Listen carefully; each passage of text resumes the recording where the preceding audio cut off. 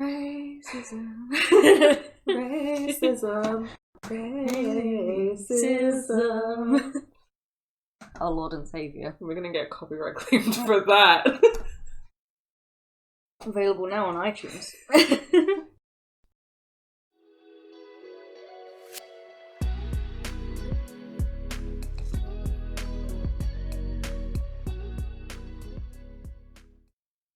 Ready for trauma.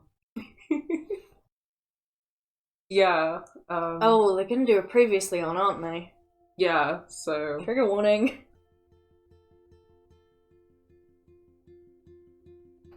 Episode 3. Yeah, this is really where... I mean, the end of episode 2, where things got intense, but yeah. There's no more, like, fun and games. I'm using my time-traveling power to try and make more friends at school anymore. Not that I was doing any of that. No! Yeah. I was like, I don't give a shit.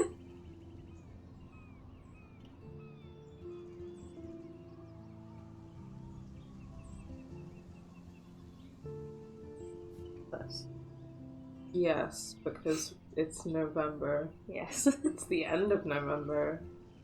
Ugh.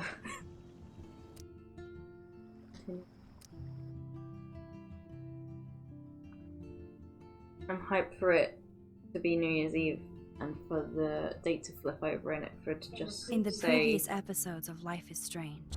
December 32nd, and we must continue with 2020. No. That would be the most 2020 thing ever to happen, but 2020 doesn't end. Totally Yeah. makes sense. You hella saved my life. I think it's awesome you set a tongue record on video. You're going to be sorry someday.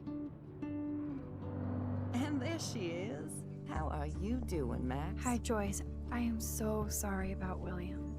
I have great memories of him. That was his gift to us. Wonderful memories. Let's talk about your superpower. Hey, Stelma and Louise, you're my business now. That's Rachel's bracelet. Why the fuck are you wearing her bracelet? You want me to cut you, bitch? Please, step back. You're kidding. Was his Put that hand down. shaking? He was... Please, get me out of Because I feel like his hand was shaking, but I don't know if he was just being like, you Nobody cares kid, about me. you know? Nobody.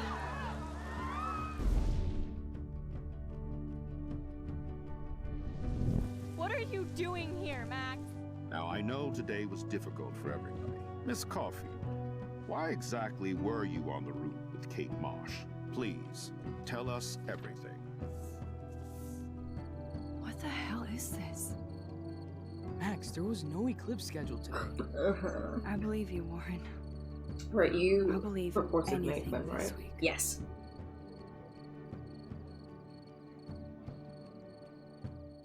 And Max was like, I'm an anime character. Yeah.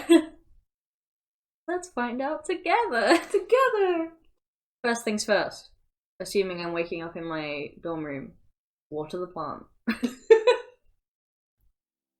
He loves that that's the first thing on your mind. I'm just mad that I missed it.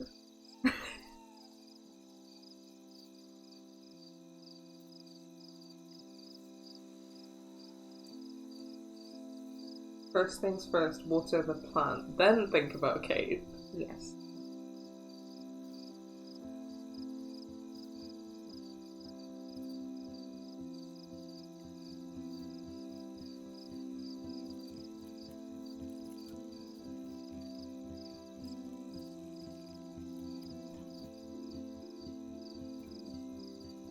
Alt J gonna get us copyright striked again?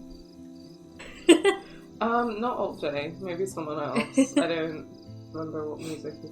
Well, there's like Mogwai in this episode, but they're not exactly as famous as Alt J. Game has a killer soundtrack.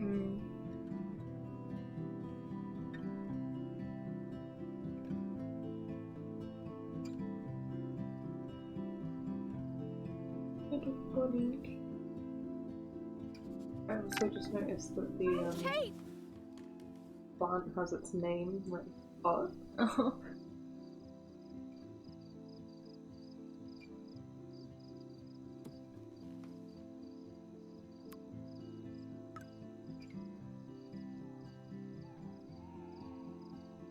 I knew knew Chloe would be all over this. So I better get moving.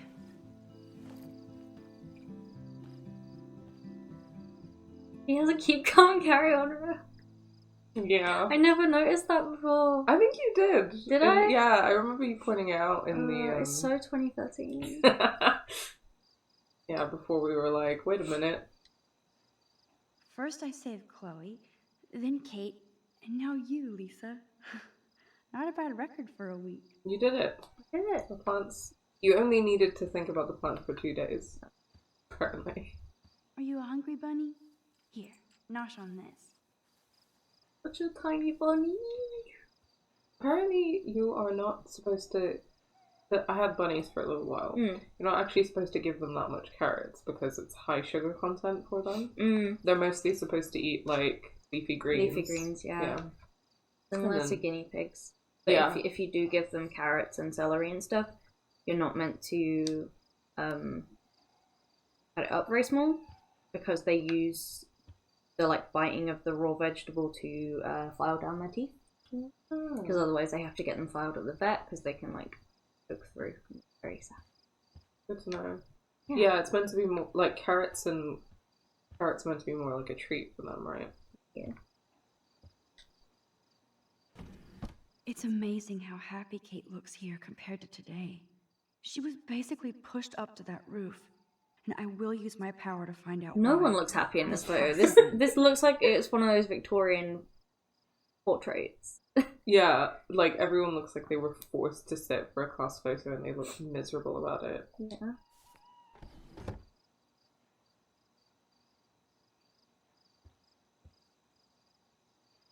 Glad the media doesn't waste a second exploiting Kate. Now she has another video of herself all over the web. And even I'm in this one. At least the news didn't mention my name. Yet. Authorities confirm that she's been troubled. The information is scarce. Blackwell student attempts suicide on campus, Arcadia Bay, Oregon. A student at the prestigious Blackwell Academy almost jumped from the roof of a campus dormitory today, with most of the student and faculty as startled as witnesses. Okay. Authorities confirmed that the student, Kate Marsh 18, had been troubled. But information is scarce at this time. Dozens of cell phones recorded the event, which ended with an unidentified student taking Marsh down to safety. Click here for footage and further details. Gross. Well, when, you know, in that scene, a lot of those people, when time was frozen, were like holding up their phones, right? Absolutely insane that anyone's first reaction in that situation would be, I need to get this on camera. Yeah. Not like, how do I help? Like, it doesn't save this surprise person's me. I just personally am like, why would that be your reaction? No, yeah. I completely agree. It's not surprising, No. but it makes me angry. Besides Rachel, it's been a while since anybody vanished from Arcadia Bay.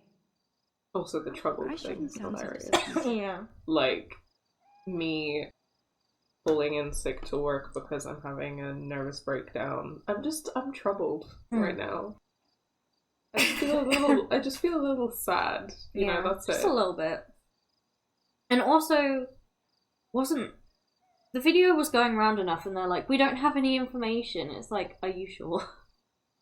Yeah, I mean, I think that it was pretty clear that Kate had the video was going around and she tried to talk to her teachers and like the authorities in the school about her problems. David knew and David was reacting horribly. Yeah. Principal Wells can't not have been aware if David and Jefferson knew, right? And he was just not doing anything about it. So the way that they're trying to like pretend that they don't have the authorities were shocked. Oh god, what? Y'all knew that she needed help. Yeah. And you didn't do anything. So I sure hope these people treat her better when she comes back to school. If she does. there's a little cover photo. That's very cute. What's not cute is Victoria Chase being like, sending love. Who else is on here? Courtney Wagner, hope you feel better. Zach Riggins. Blackwell Bigfoot's promise to win the next game for you. That's a very jock reaction. Taylor Christensen, get well soon. You are in our heart. Okay. Evan Harris, thinking of you. Alyssa Anderson, we're all behind you, Kate. Alyssa, trust Alyssa. Yeah, Alyssa's like the only one who feels genuine here. And then a priest with a psalm. Like, the Lord is close to the brokenhearted and saves those who are crushed in spirit. Okay. I wonder if that's... You know how she was worried that if her church saw the video, that they would react badly. I wonder if Father Lamont is, like, from her church. Either I delete my page or I block everybody. Nowhere to hide these days. Max power! Brooke Scott, watching you walk down with Kate from that roof was the greatest thing I've ever seen in my life. Thank you. Whoa, what? What an absolutely wild thing to say. Like, what? Yeah. I'm sorry, I'm just thinking, like, putting aside as well that, like, Brooke clearly doesn't like us. That's just a wild reaction. Like, you're welcome for giving you the best entertainment you've ever seen in your life? What? Sorry. Hayden Jones, just epic. I don't know what's wrong with people. Nor do I. Way to make headlines, Max. Screw you, Juliet. Why is Daniels in Spanish? Are they trying to make him a stereotype? Daniel da Costa. Yeah, eres una chica dura. I think that means a strong woman. But or like, yes, something along those lines, brave woman. Yeah, I don't know. I fully am like, why would he post in Spanish if nobody else speaks Spanish? Max doesn't speak Spanish. Racism. Racism. Racism. Our Lord and Saviour. We're gonna get copyright claimed for that. Available now on iTunes. You actually made me proud to be a Blackwell. Bravo, Max. Bravo. I don't know how I would feel about this, because, like, it's just the right thing to do. You know what I mean? I feel like the closest thing to acceptable is you're a hero, Max. Yeah. If then Max was like, no. I just talked to her and was a good friend. Yeah, I literally just, like, did the right thing. I think, like... Yeah, I mean, the you're a hero sentiment is still... blah, but Dana is like the only one who's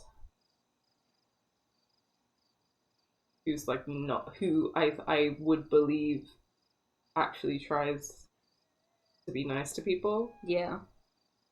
I don't know. She seems nice. Also, I'm screaming at her status. Just time is bunk. Quote Douglas Adams. I remember being like a tween and thinking I was super edgy when I like posted quotes and shit. So I think I like a few of my profile pictures, even relatively recently, have like either song lyrics or like one of my profile pictures has a quote from Peggy Carter from Captain America. Nice. And like I'd get messages from my nan being like, "Are you okay?" Yeah. I'd be like, "Yeah, it's just a lyric that I liked." Yeah, well, you know how, like, usually people, they will post, like, a picture or something, and then the caption will be the song lyric, but it won't be, like, quoted. For the next month. Yeah. That's, like, I feel like that's the style of those kind of posts nowadays, whereas, like, when I was, like, 11, I would just post quotes, and then, like, in that format, like, in quotation marks, and this is the person who said it. Yeah. Just, like, as a status. Like, not with, like, a... Like Max has done, not like with a picture or any context. I think I posted the lyrics to the Adventure Time opening theme. as just a status. I love that. It's very me. I think I used to post quotes from literally like animes that I was watching. I better go meet up with Chloe. Believe in the me that believes in you. I'm so embarrassed. How do I journal? That's how I journal. Okay. I was gonna say it, but Felly said it's journal time. Oh. That was the end of day 1.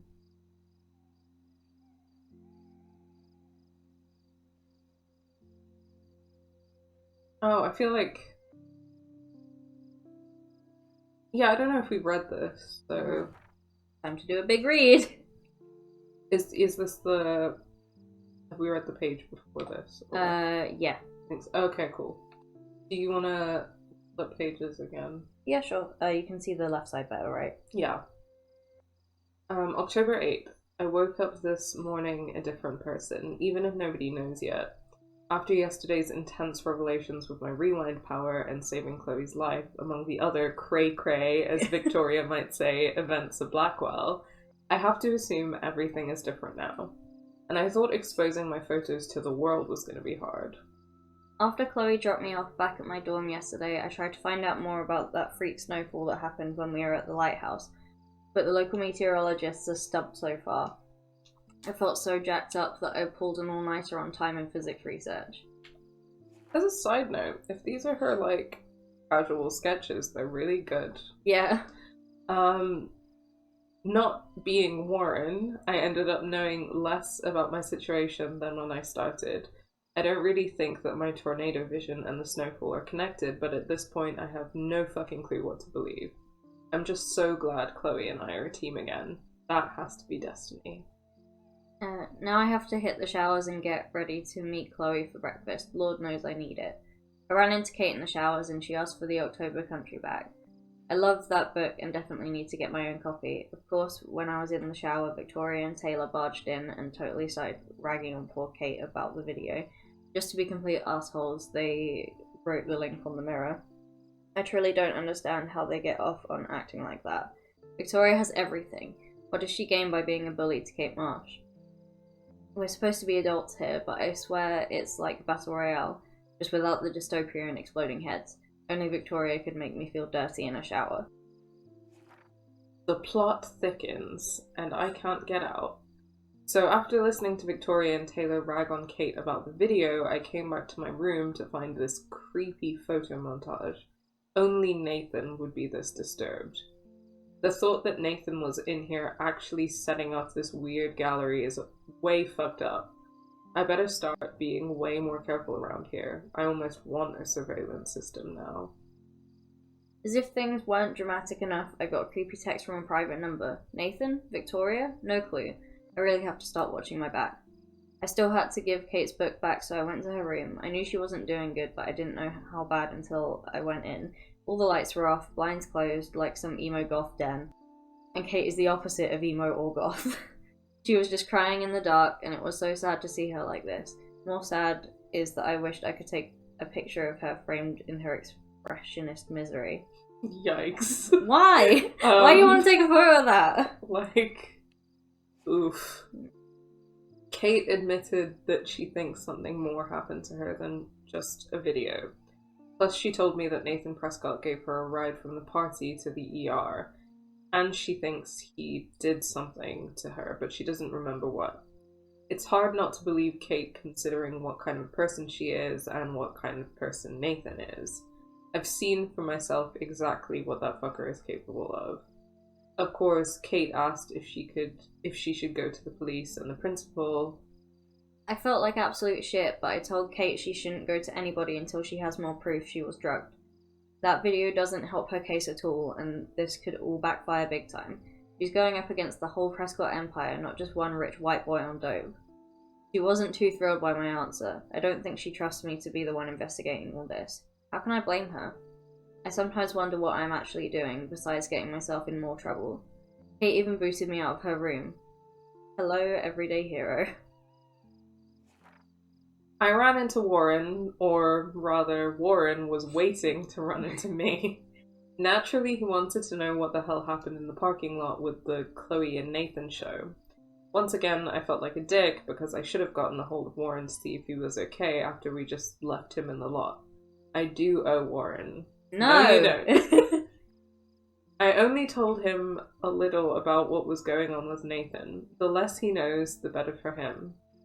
I would love to at least tell him about my ability to fucking reverse time and space, but ironically, I don't think it's the right time or space. Personally, I just don't trust him also. Yeah. Like, anyway. Besides, he would want to marry me immediately. Just so he could have his own human time machine. That's creepy! Yep. Or capture me for scientific experiments. I just keep reading and it keeps getting worse. Yeah. Or make me go to the drive-in with him. Oh wait, he did try to get me to go to the drive-in with him, and I refused. I'm not really in the mood this week, and I also don't want to lead him on. Before catching the bus out to meet Chloe, I saw Nathan talking to David, which made me nervous. Otherwise, I had a nice soundtrack ride to the Two Whales diner. Talk about going back in time. I haven't seen the diner in 5 years, but it looks exactly the same. Although now there are way less fishermen and way more dumped food carts than when we were kids. Chloe and I had the best backdrop to play pirate. Old ships and a big ocean. Chloe was late, duh. So I was happy to be distracted by seeing Joyce again. The diner is like a museum piece, except with customers. Better still, the food hasn't changed at all. Joyce seemed really glad to see me again, and she didn't give me a guilt trip for not staying in touch. After William died, she wanted to move forward with a new life and husband. Chloe doesn't want to accept that. Joyce wasn't happy about Chloe getting busted with weed. I really should have stepped up and taken the hit instead of Chloe. I feel bad that Joyce has to defend David for laying the smackdown on his own stepdaughter. William was always so kind and gentle with us, can't even imagine how Chloe would be if he hadn't died. I'd like... She doesn't have to defend him. No, literally. Surely her priority should be defending her daughter. Yeah. If this man is, like, literally hitting her, and Joyce made it very clear that she knows that. Yeah. And, like, all of this stuff about, like, she didn't give me a guilt trip for not staying in touch, and, like, Chloe doesn't want to move on. Yeah. I'm sure that Chloe does want to move on. Yeah, she just can't. She just can't. Not getting the help she needs. Yeah, and also, I think that a guilt trip for you not staying in touch for 5 years after her father died is justified. Yeah. Anyway. So much drama, and I haven't even finished my breakfast. Finally, Chloe showed up, more bubbly than I would have thought after almost getting killed in a bathroom yesterday. It makes me happy to see her smile, but that smile meant trouble since all she really wanted was for me to show off my rewind power. So I did, and I have to admit I felt like a total boss. Except I did start feeling weak and woozy the more I rewound. I even got a nosebleed, which kind of freaked me out. Chloe always wants more, so she demanded we go to her top secret lair.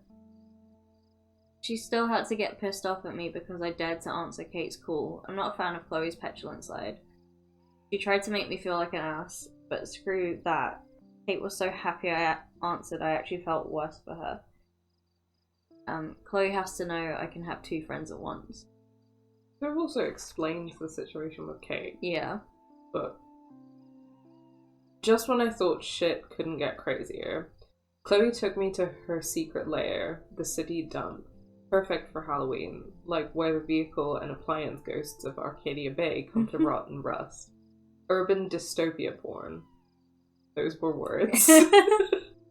But instead of taking cool photos, Chloe had me do some silly, kind of fun gun tricks. Until the guy Chloe owes money to showed up. Some skeevy guy called Frank. He demanded Chloe pay him back, or else. I was shocked that he wasn't the loan shark I had expected, but I could literally feel his bad vibe. I still can't see how my best friend ended up involved with a loser like Frank. And I almost shot him. He pulled a knife on us, and it felt like another one of my dreams. I don't even remember aiming the gun at him, but my finger just tapped against the trigger. Thank God there were no bullets left. I could have used my rewind, but the way my head was throbbing, who knows, I can't assume my power will always be available. I don't know anything about how this works or how long, so I can't take anything for granted. I just know I'm never holding another gun. After all that drama-rama, volume 13, Chloe and I ended up taking a walk along the tracks deep in the woods. I think that's 33. 33? Yeah. Wow. Volume 33. I guess I just didn't see the extras. We both needed to hear nothing but the sounds of nature and wildlife. I was shaking inside from our encounter with Frank and thought, though Chloe fronts tough, I could tell she was shaken too. She told me everything about Frank, which explains why she was trying to blackmail Nathan. It shocks me that the girl I grew up with watching SpongeBob ended up in such a scary orbit. Still, I feel safer with her at my side, and I was glad we had a moment of peace. So it probably wasn't the best idea to lay down on the tracks and wax about life, etc., as Chloe's leg got caught in the rail just as the goddamn train showed up. Of course, I was off trying to take a photo for my portfolio, and then I had another quick flash of my tornado vision. I could see it, almost feel it, tearing the sky apart. My head felt like it was exploding, like in that 80s film Scanners. Just as fast as the vision came in, it disappeared. I may be in denial about what this apocalyptic image means, or doesn't.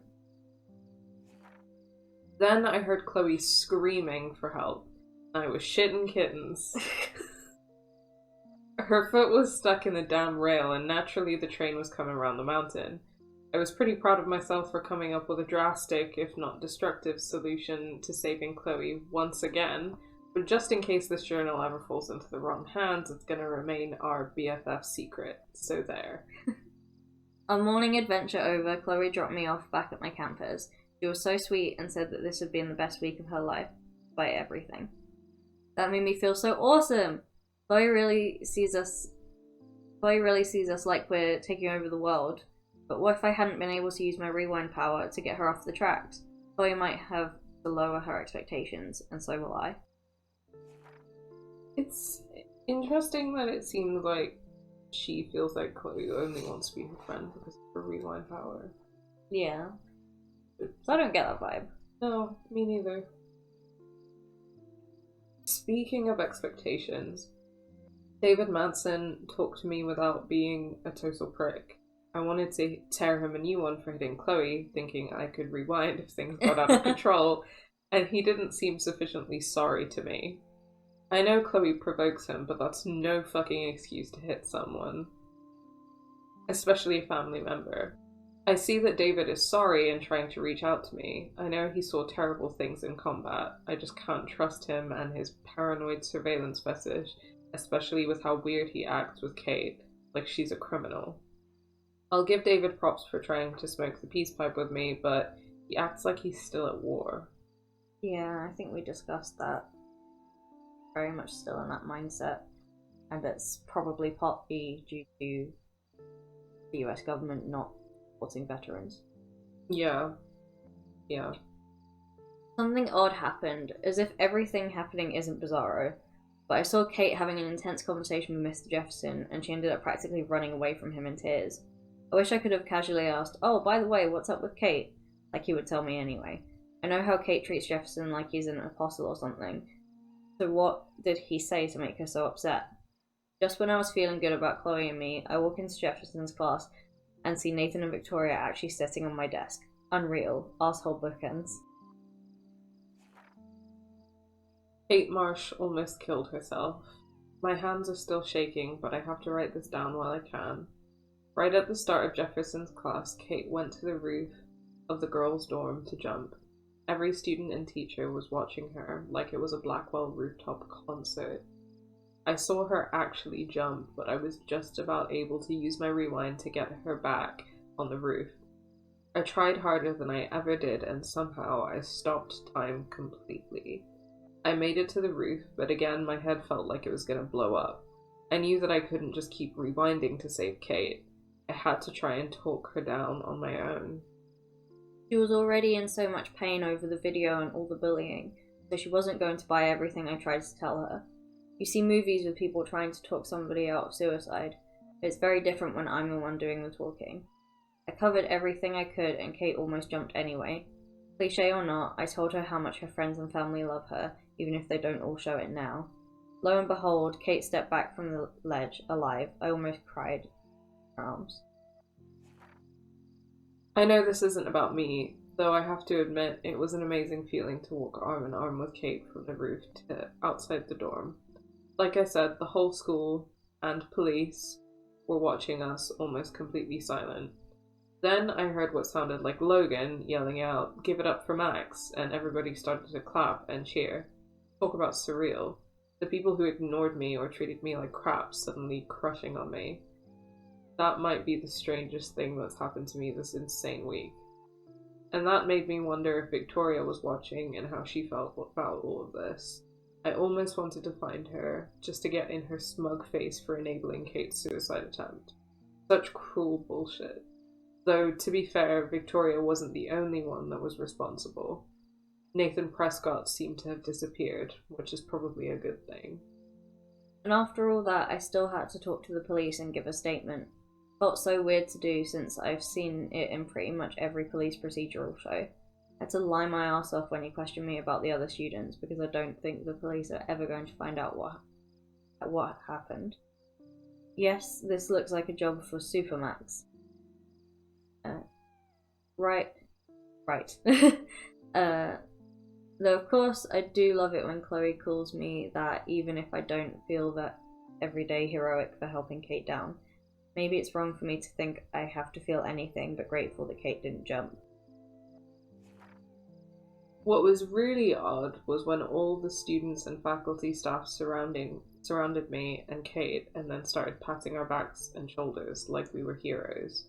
I wasn't sure how to respond, considering Kate almost threw herself off the roof because of everybody at school.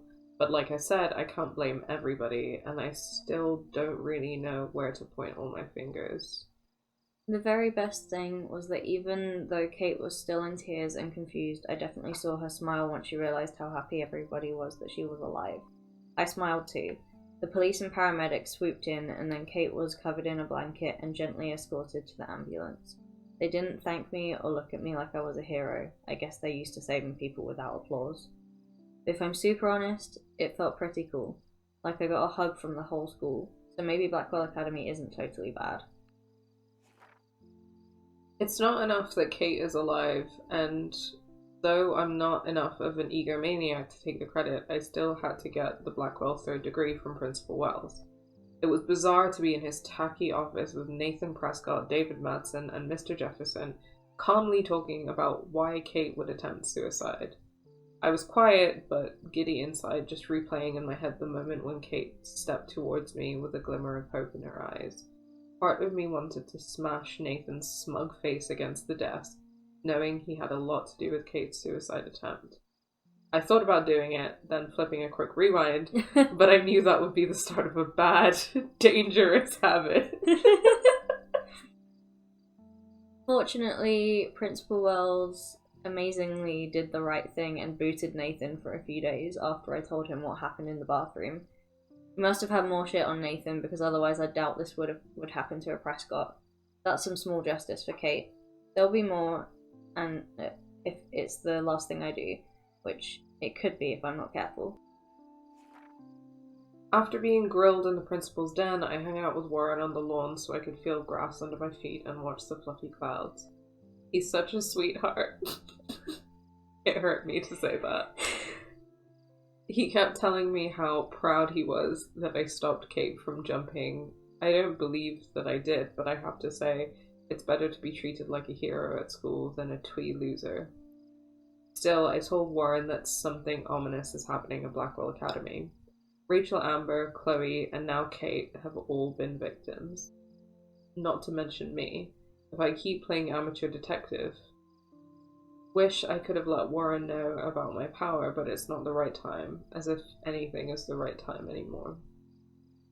And to make the day end on the most surreal note possible, the sky went dark, and we watched a solar eclipse that was not announced on the news or any astronomy site. What is happening to Arcadia Bay? Ooh. Spoopy. Spoopy. Yeah, the snow is one thing. The eclipse? Yeah, eclipse is like... That's insane. Thanks so much for watching this video. If you enjoyed it, please remember to give it a like and share your thoughts in the comments below. If you aren't already, remember to subscribe and hit that bell button to know when we upload next. On screen, you can find this whole playlist for this Let's Play, and you can find a link to our latest video essay. If you like what you see, consider supporting us on Patreon. The link to our Patreon is in the description of every video. Thanks again so much for watching, and until next time, take care.